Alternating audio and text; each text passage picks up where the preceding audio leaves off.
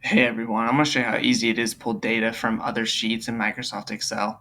So for this sheet, I need the revenue and conversion rate for these campaigns, but the revenue and conversion rates are in different tabs and different sheets at the bottom.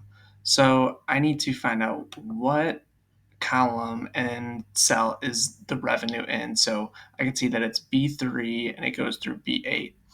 So I'll come back over here to my campaign performance and I type in equal and then a single quote. And then we want to type in the name of the sheet. So the name of the sheet right there.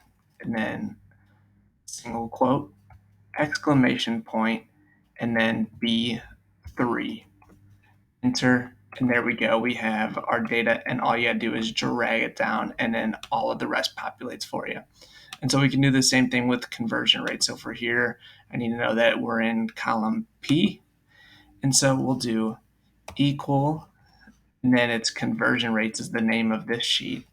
So conversion rates, single quote, exclamation point, P3.